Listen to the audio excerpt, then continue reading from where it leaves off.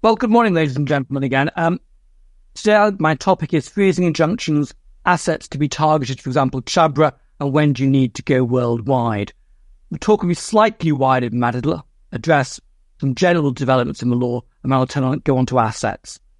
Though it is perhaps trite law that to obtain a freezing injunction, one needs to demonstrate, first of all, jurisdiction over the defendant, secondly, a good arguable case, thirdly, assets that may be subjected to a freezing injunction, fourth, a real risk of dissipation, and finally, that it is just and convenient to grant relief, because as with all injunctions, the remedy is a discretionary one. The law and practice in relation to freezing injunctions has undergone substantial change in the last few years, not least in relation to the assets that may be targeted.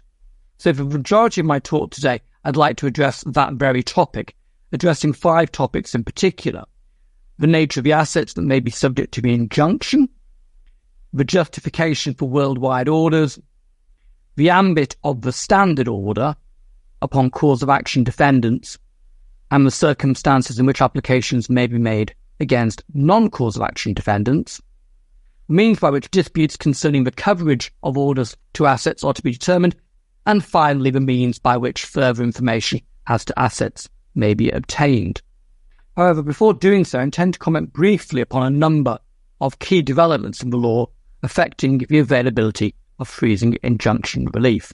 First of all, the issue of jurisdiction and the court's power to grant relief. In addition to territorial in personam jurisdiction over the defendant, or jurisdiction properly so called, which is determined by the entitlement of a claimant to serve a claim form upon the defendant within or outside the jurisdiction, and successful execution of that service. The term jurisdiction is commonly but inaccurately used to refer to the settled practice of the court as to the manner and circumstances in which it will exercise that jurisdiction. Subject to certain exceptions, such as Chabra applications against non-cause of action defendants, post-judgment freezing injunctions, and injunctions granted under Section 25 of the Civil Jurisdiction and Judgments Act 1982 in support of foreign proceedings, the court was said only to have jurisdiction or power to grant a freezing injunction in support of an extant legal or equitable right justiciable in the courts of England and Wales against the defendant. In other words, as a matter of practice, and subject to certain limited exceptions, the court would not grant a freezing injunction unless the claimant had a valid claim against the defendant that could result in a judgment being obtained within the jurisdiction. The power of a court to grant a freezing injunction was said to be ancillary and incidental to the pre-existing cause of action.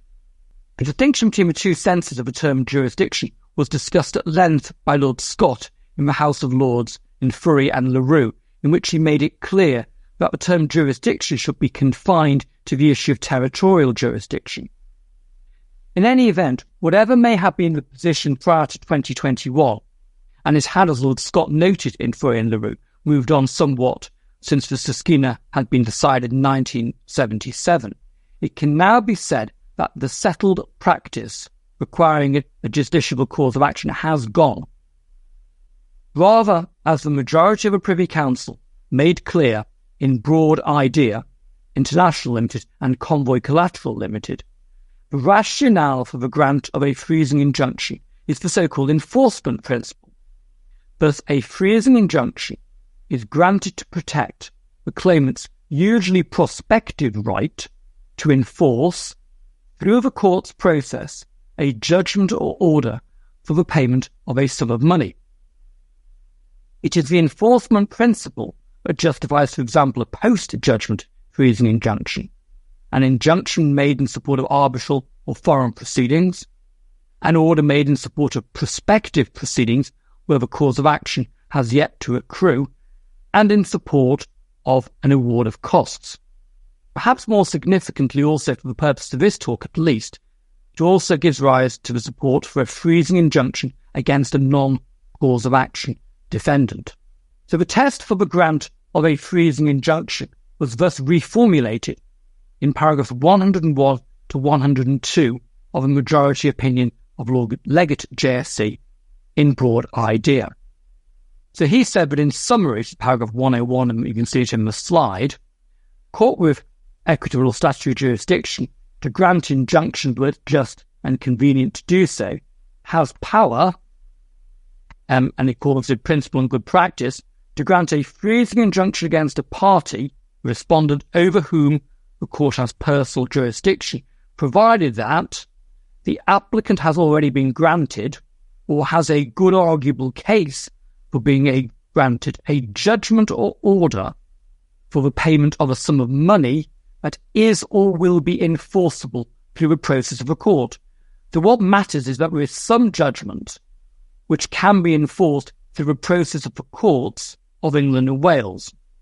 Second requirement is the respondent holds assets or is liable to take steps otherwise than in the ordinary course of business which will reduce the value of the assets against which such a judgment could be enforced. Thirdly, there is a real risk that the respondent will deal with such assets other than the ordinary course of business, with the result that the availability or value of the assets is impaired and the judgment is left unsatisfied. Moving on to paragraph 102, what Lord Legate did was to dispense with what had formerly been considered to be requirements of a grant of relief. So he emphasised there were no other relevant restrictions. In particular, he said, there is no requirement that the judgment should be a judgment of a domestic court. Also, although it was usual, there was no requirement that the judgment should be a judgment against the respondent, thus applications against non-cause of action defendants. And thirdly, there was no requirement that proceedings in which the judgment was sought should yet have been commenced, nor that a right to bring such proceedings should yet have arisen, which is quite an important point because previously it had been assumed that no freezing injunction could be granted unless and until a cause of action had accrued. There is much to be said for the explicit adoption of the enforcement principle as the rationale for the grant of all freezing injunction relief. However, it does have some odd consequences, including, for example, the redundancy of Section 25 of the Civil Jurisdiction and Judgments Act 1982. That said, it is now clear that the law as set out in broad idea is the law of England and Wales, having been expressly approved of by the Court of Appeal in the case of G. Court of Protection Injunction. So let me move on to deal with good arguable case. The impact of broad idea has also been felt on the requirement to show good arguable case. If the courts would only grant a freezing injunction in favour of a claimant with a legal or equitable right, justiciable in England and Wales, the requirement of good arguable case logically had to be applied to that. Thus the question was whether the claimant could demonstrate a good arguable case that it would succeed in vindicating that right. Now what is required in respect of prejudgment injunctions is a good arguable case that the claimant will be able to obtain a judgment in a jurisdiction enforceable in the courts of England and Wales. Clearly no such requirement exists where the claimant has already obtained a judgment enforceable in the jurisdiction. But what does a good arguable case mean? It's uncontroversial, but it means more than a serious issue to be tried. But how much more? In particular, does it mean the same as a good arguable case when that term is applied in the context of service out of the jurisdiction to the application of one of the jurisdictional gateways in PD 6b, for which the threefold test enunciated by Lord Sumption in Brownlee and Four Seasons Holdings, Inc., is to be adopted. The courts have wrestled with this issue in numerous recent cases, leaving the law, regrettably, in a state of some uncertainty, which clearly requires clarification from the Court of Appeal, in particular as to the extent to which the authorities applicable to service out of a jurisdiction are applicable. However, I would suggest, in the light of Mr. Justice Bright's analysis in Unitel SA and Unitel Holdings BV, be said that the current state of the law is as follows. First of all, Mr. Justice Mustle's dicta in Menedis action are likely to be followed.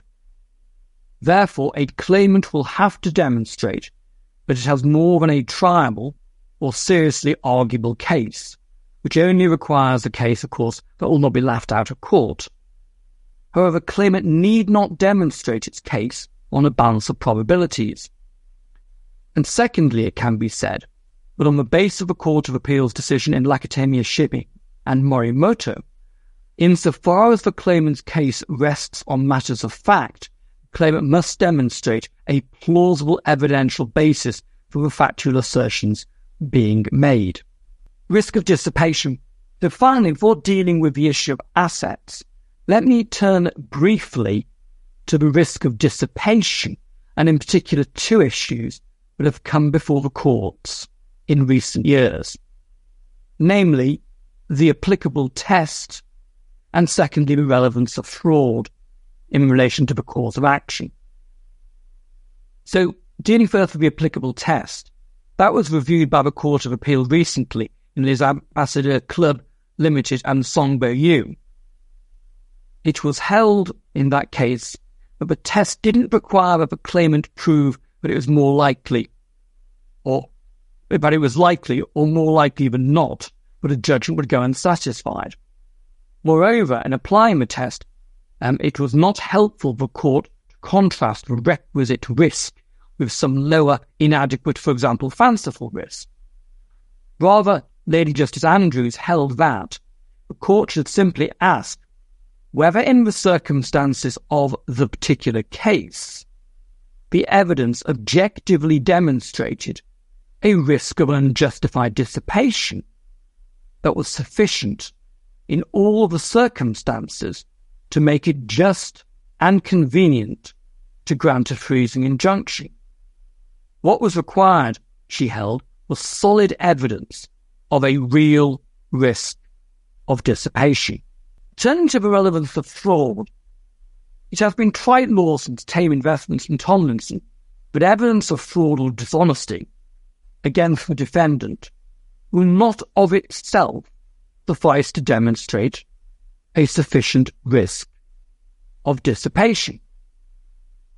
But what more will be required? The issue was addressed by the Court of Appeal in Lakatemia Shipping and Morimoto, in which Lord Justice Haddon Cave held that where there was a good arguable case that the defendant had been engaged in wrongdoing against the applicant, which was relevant to the issue of dissipation, such as wrongdoing in respect of the holding of assets, that finding or holding would point powerfully in favour of the risk of dissipation, such that it might not be necessary in such circumstances to adduce additional evidence of a risk of dissipation. However, each case would turn on its own facts and circumstances. So effectively what the law is if the cause of action upon which the claimant is relying involves an allegation of dishonesty in relation to the holding of assets, then that ought to be sufficient. But if, for example, there is an allegation of misrepresentation where fraud is alleged, but no reference to the mishandling of assets, the misappropriation of assets, that might not suffice, such that in those circumstances it would be necessary to adduce further evidence to justify the assertion that there was a risk of dissipation. So with those relatively brief words in relation to other matters, in relation to the granting of freezing injunction relief, let me turn to the central theme of this talk, which is the issue of assets. So a freezing injunction will only be made when the court is satisfied that there are grounds for belief that the defendant has assets, or in the case of a non-cause of action defendant, that there is good reason to suppose that the assets are the cause of action defendant or otherwise available for execution. So in this section of the talk, as I indicated at the outset, I'd like to focus on 5 issues set out on the slides. First of all, what assets may be the subject of a freezing injunction? Secondly, when is it necessary or permissible to extend the injunction beyond a domestic one? Thirdly, the ambit of a standard form of freezing injunction and the circumstances in which a freezing injunction may be obtained against a respondent against whom no substantive relief is being claimed in the jurisdiction or otherwise. Fourth, disputes concerning the coverage of freezing injunctions and how they are to be resolved. And finally, the tools available to the applicant to find out further information about the respondent's assets. So, first issue, what assets are available? What assets may be subjected to a freezing injunction? The short answer is that most things of value in the jurisdiction are in principle capable of being subject to a freezing injunction. But it is important to note that the asset does have to have value in this jurisdiction. So, for example, in the case of Camdex International Limited Bank of Zambia No. 2, it was held that unissued Zambian banknotes might not be subject to a freezing injunction, as they had no value in this jurisdiction. But that's obviously an exceptional case. Most assets will have value in the jurisdiction. So what assets can be included? Well, the first one is land or the net sale money after payment of any mortgages if sold, and that's the standard form or standard reference in the standard form law attached to PD 25A, Appendix 11 to the Commercial Court Guide, and Appendix M to the Transfer Guide. It's to be noted, but it will be wholly exceptional the order to be so worded as to preclude the sale of the land in question.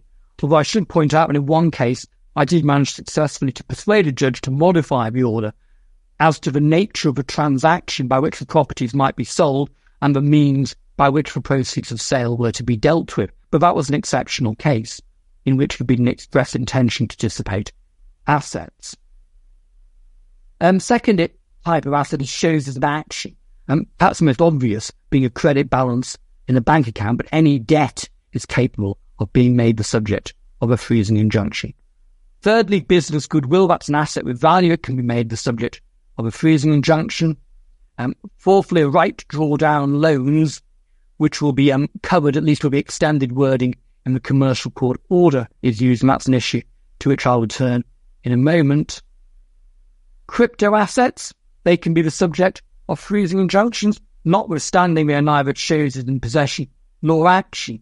And just so we are aware, the law applicable to the ownership of and rights to the asset is determined by the location of the putative holder. The next citus is determined by that.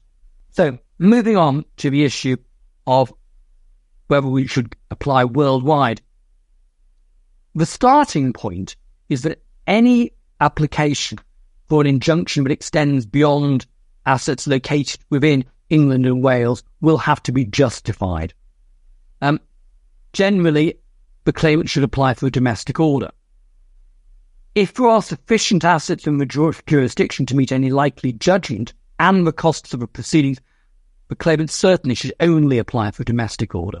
And it follows, therefore, that a worldwide order should only be sought where either it is known that the defendant does not have sufficient assets within the jurisdiction, but does have further assets outside the jurisdiction, or there is uncertainty regarding the location and or value of the defendant's assets.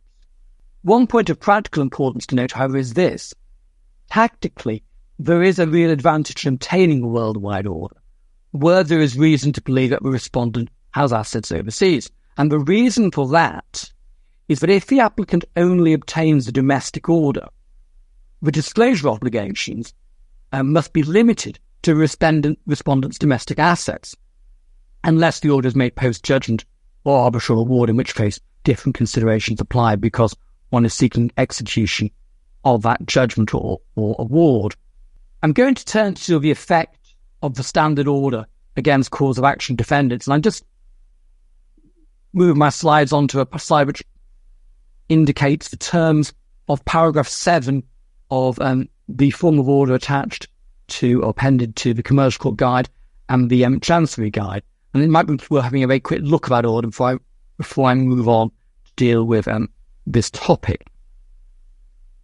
Before considering whether it is necessary to apply for a freezing injunction against a non-cause of action defendant, it's first necessary to understand the effect of the standard form of freezing injunction upon the cause of action defendant and its assets. So in this talk I shall refer to cause of action defendants as CADs, i.e. those against whom substantive relief is being claimed in the proceedings, including the enforcement of a judgment, and non-cause of action defendants, or those who are joined as respondents to the application solely for the purpose of obtaining freezing injunction relief. I'll term them non-cause of action defendants, or NCADs. Paragraph 6 of the form of order annexed to PD 25A and paragraph 7 of the standard form of freezing injunction in both commercial court and chancery guides extends the definition of the respondent's assets to assets which it, she or he has the power directly or indirectly to dispose of or deal with as if it were its own, and the respondent is to be regarded as having such power if a third party holds or controls the asset in accordance with its, her or his direct or indirect instructions. The definition therefore extends to assets beneficially owned by a CAD, even if legal title is held by a third party. So it would cover trust assets where a third party trustee holds the assets on behalf of the CAD. In JFC BTA Bank and Solitchenko, Lord Justice Patton held that those words made it clear that the respondent's assets can include assets held by a foreign trust or Liechtenstein Anstalt when the defendant retains beneficial ownership or effective control of the asset. Both the Chancery and Commercial Court guides also contain an optional extended form of wording in paragraph 7, sometimes referred to as the extended Commercial Court wording, and that is to the effect that the order extends to the respondent's assets whether the respondent is interested in them legally, beneficially, or otherwise. I shall refer to those words as the extended wording. The inclusion of the extended wording in the order will extend the ambit of the order to assets which, firstly, the CAD holds apparently on trust or as nominee for a third party, but not beneficially, and to those which the CAD controls otherwise than by means of a proprietary interest.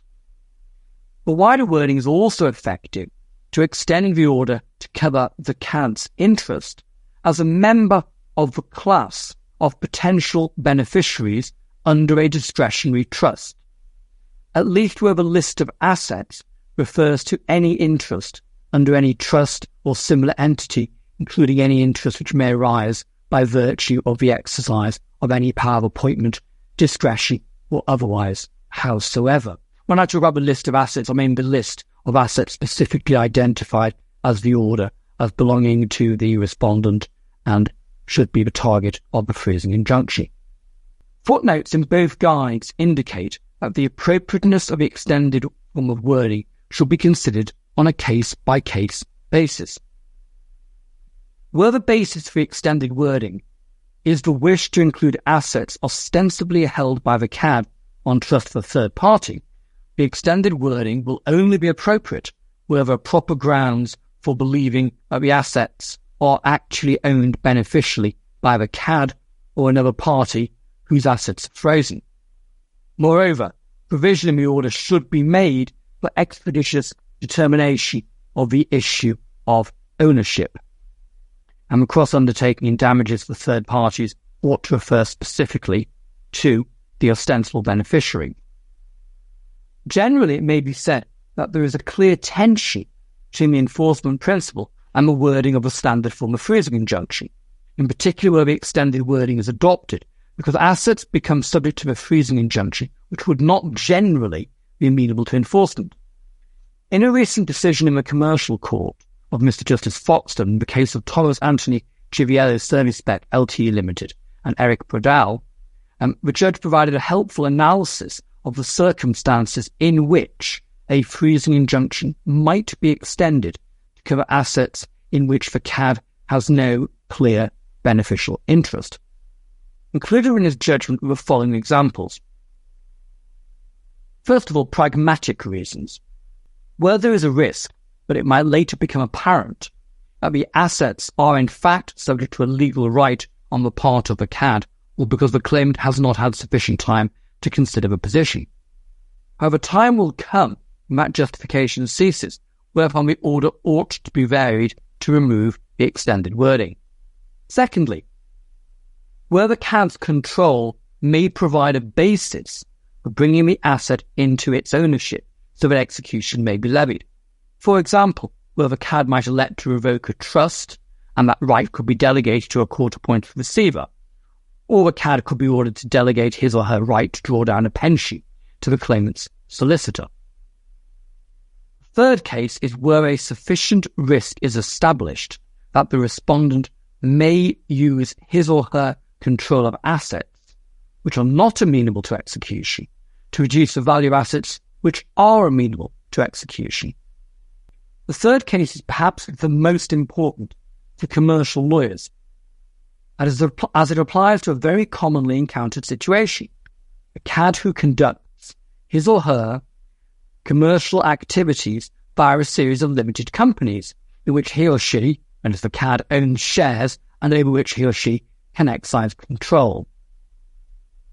Two propositions are clear. First, if the CAD beneficially owns shares in the companies, those shares are the CAD's assets, and so covered by the injunction. It follows that if he or she causes the companies to dissipate their respective assets, otherwise than in the normal course of the company's businesses, there may be a diminution in the value of those shares, such that there will be a breach of the injunction. Secondly, however, the mere fact that the CAD owns shares in and is a director of various companies does not entail that he or she has any beneficial interest in the assets of those companies, or that he or she has a power of control over such assets sufficient for them to be covered by even the extended wording. That is so even if he or she is the sole member and director, because in controlling the assets of a company, he or she will generally be acting as agent of the company and not in his or her own right. Follows that generally a freezing and order against a natural person CAD will not extend directly to such corporate assets. Exceptionally, however, the injunction may be extended expressly to cover such corporate assets.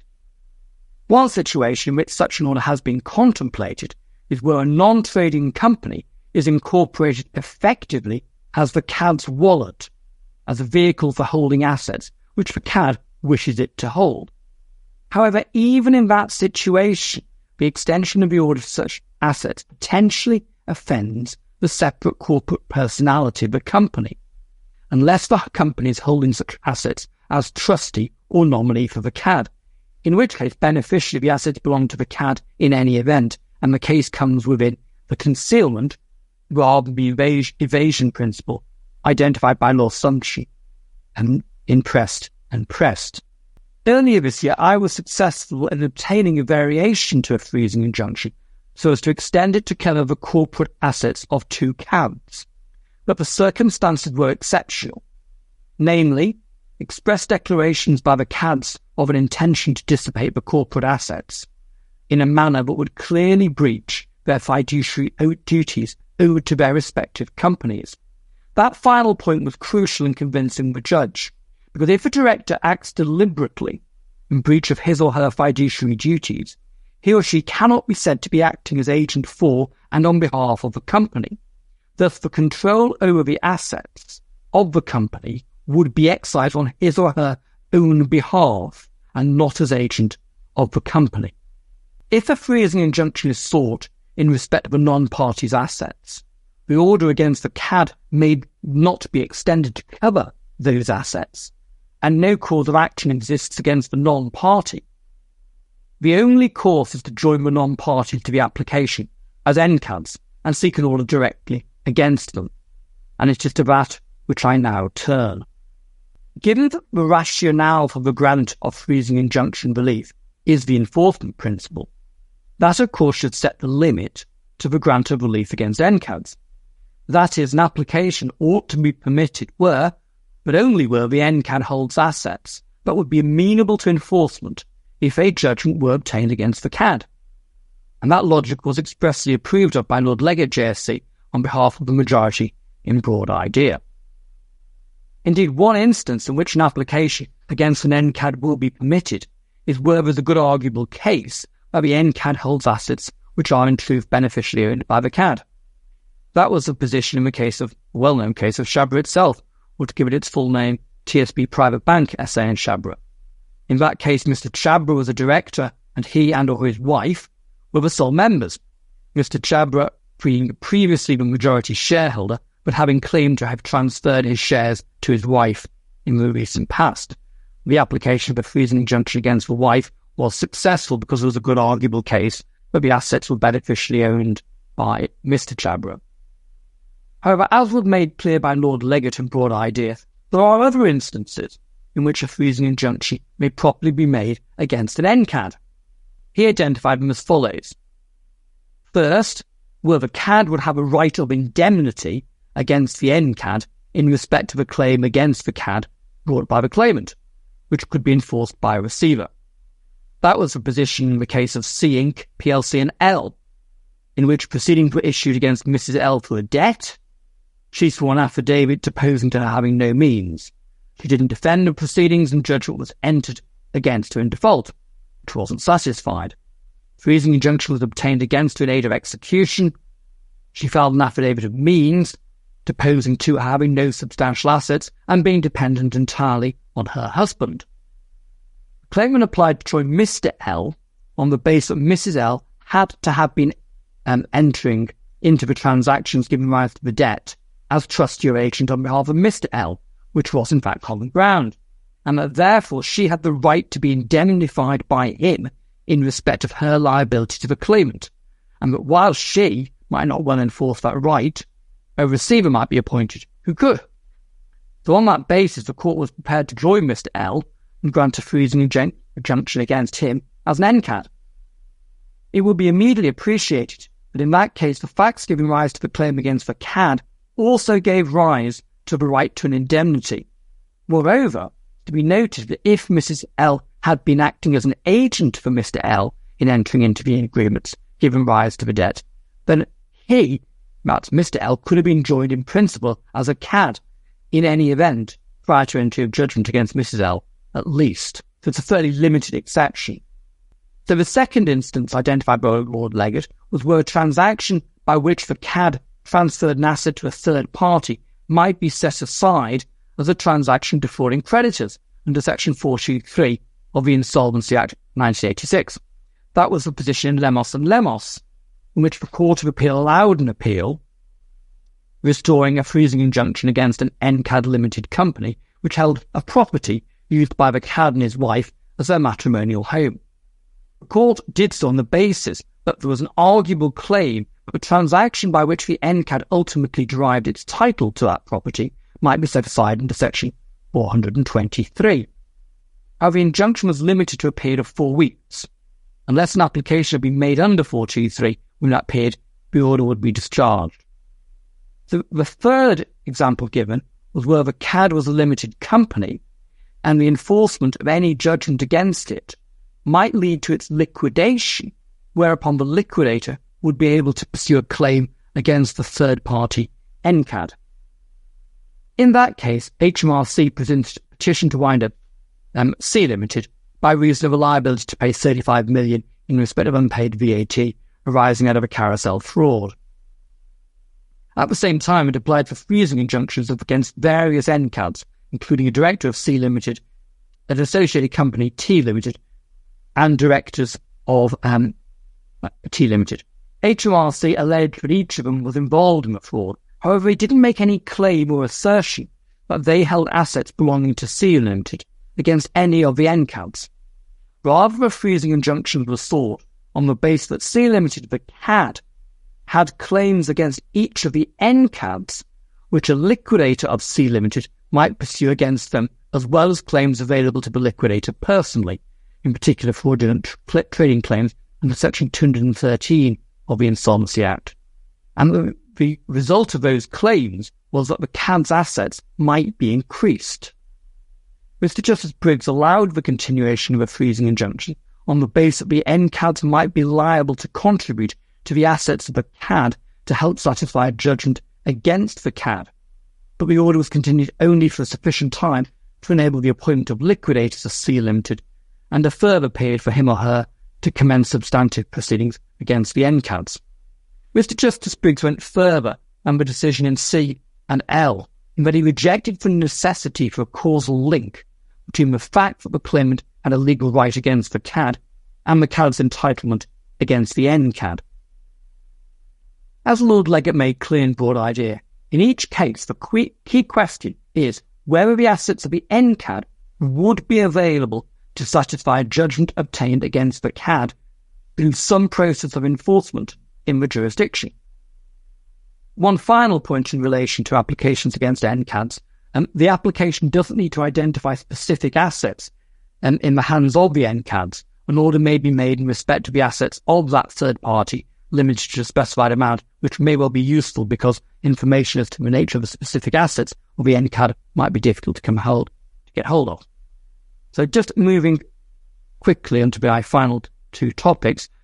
First of all, resolution of disputes as to the reach of freezing injunctions and the ownership of assets. A respondent to a freezing injunction may deal with one of its assets contending that the asset is not, on a true construction of the order, covered by the terms of the order, or other issues may arise in respect of assets, for example, whether a particular asset ought to be subject to the order, because there's an issue as to beneficial ownership. How are such issues to be resolved? Mr. Justice Foxton analysed the correct approach in the case already referred to, Kiviello. His judgment can be reduced to the following propositions. Where there is a dispute as to the legal effect of a freezing injunction, the court may make a final declaration to the extent that it would serve a useful purpose. Secondly, where the court concludes that it is not appropriate to determine issue as to the scope of the order, it may accede to a variation application to clarify its scope and effect, for example, to identify a particular asset, but such variation will clearly only operate prospectively. Where the issue of whether an asset is subject to a freezing injunction turns on a dispute of fact, the court's approach will turn on whether the asset is referred to specifically or potentially caught only by the general words of the order. Where the asset is only potentially caught by the general words, but the asset isn't specifically identified in the body of the order, the court will be wary of holding a trial on a balance of probabilities to resolve that issue of fact. I've just seen a raised hand. I'll come back to that at the end of the talk, if that's okay. Court will be wary of holding a trial on a balance of probabilities. If the claimant requires clarity, it may seek to vary the order so as to refer to the specific asset. In that case, the claimant will need to demonstrate a good reason to suppose that the asset is in reality the claimant's or subject to his control. Alternatively, the claimant could bring committal proceedings if the defendant has dealt with the asset in question. However, where the asset is referred to specifically in the order as one of the defendant's assets, and there is a dispute as to whether the asset is owned by the defendant or a third party, either, that is the defendant or the third party, may apply for the asset to be removed from the scope of the order and apply for the court to determine that issue on a balance of probabilities following disclosure and live evidence. So it's important to appreciate that the nature of the dispute will dictate the manner in which the court resolves it. So dealing very quickly with information as to assets, frequently the applicant will have concerns as to the adequacy of the information provided by the respondent as to its assets pursuant to the provisions for disclosure contained in the standard form of order. And what are the options? The first is to seek an order under CPR 31(7) to cross-examine the respondent, or as the alternative basis if the freezing injunction is made post-judgment, the application may be under CPR 71. But returning to 31(7), the applicable principles considered by Mr. Justice Voss in Jennington International and Bayev, and 5 principles were identified. The discretion is broad and unfettered and is to be exercised when it's just and convenient to do so. But generally, it's very much the exception rather than the rule to permit cross-examination. It will normally only be ordered where it is likely to further the proper purpose of the order, like, for example, revealing further assets that might otherwise be dissipated, so as to prevent an eventual judgment against the defendants going unsatisfied. Fourthly, it must be just and proportionate in the sense that it must not be undertaken oppressively or for an ulterior purpose, and the court will be astute in that respect. And fifthly, cross-examination can, in an appropriate case, be ordered when assets have already been disclosed in excess of the value of a claim against the defendant. It will be immediately apparent in those principles that cross-examination is an exceptional cause and will require substantial justification. Furthermore, in many cases, the privilege against self-incrimination will come into play, save in relation to intellectual property proceedings or the specific proceedings to which Sections 31 of the Theft Act 68 or 13 of the Fraud Act 06 apply. And moreover, in order to make cross-examination effective, it will often be necessary first to obtain further documentation so that documentation may be put to the respondent. There's no point cross-examining a respondent without the relevant documentation to put. So that brings me to the next tool available, which is the Banker's Books Evidence Act 1879. Application may be made by the applicant to any bank in which the respondent holds an account for what are known as banker's books, documents recording transactions affecting the respondent's account. Effectively, it enables the applicant to obtain the respondent's bank statements. Any such application will generally be on notice to both the banks and the defendant, but exceptionally, without notice, applications can be made. But there are a number of limitations that need to be noted. First, unlike a freezing injunction, the Act can't be invoked in aid of foreign proceedings and will only be made exceptionally against a foreign bank in respect of accounts held overseas. Secondly, there are limits on the types of documents that can be sought. Only transactional documents, and not even all of them are covered. So you can't obtain checks, you can't obtain paying-in slips. Thirdly, there are severe limits on the extent to which an application may relate to the accounts held by a third party. Going back to the example of a respondent who uses a company to conduct his business, that company, unless an NCAD, will be a third party. So, specifically, an account and an application will only be allowed against a third party where the account is in fact that of a party, or if not his or her account, it is one at which he or she is so much concerned that items in it would be evidence against him or her at the trial, and there is no reason for refusing the application. And secondly, the applicant must be able to demonstrate very strong grounds for suspicion, amounting almost to certainty that there are items in the account that will be material evidence against the respondent upon the matters in issue. I'll just note these matters very quickly. If you're making an application to obtain a proprietary injunction rather than a personal freezing injunction, you can invoke the jurisdiction under Bankers Trust and Shapira, and the application and practice was considered by His Honour Judge Penning, KC and Feitch, AI, and persons unknown category A, which I recommend you look at. Fourthly, orders may be made permitting the claimant to issue a witness summons for the production of documents against a third party other than the bank. And finally, an application may be made to HM Land Registry using Form PN1 of the Land Registrar to undertake a search in HM Land Registry against the respondent's name under Rule 11 of the Land Registry rules on the basis that the respondent is a person whose property the claimant can satisfy the registrar is interested generally. And if HMLR refuse, you can go to court and seek an order from the court directing HMLR to undertake such a search. On such an application to the court, the applicant must demonstrate a claim with real prospects, like reasonable prospects of success, that the respondent is unlikely to be able to satisfy a judgment from the disclosed assets, and there are no competing reasons not to permit such a search. Well, thank you all very much indeed. I hope this talk has been of some use in relation to freezing injunctions generally, and in particular as to the issue of assets, what assets are available, and what information can be obtained in relation to them. If you want a copy of my slides or my notes, please do get in touch with me or my clerk, Gary Young at King's Chambers. And thank you all very much indeed for attending. I hope you found it of some use. Thank you again. Bye-bye.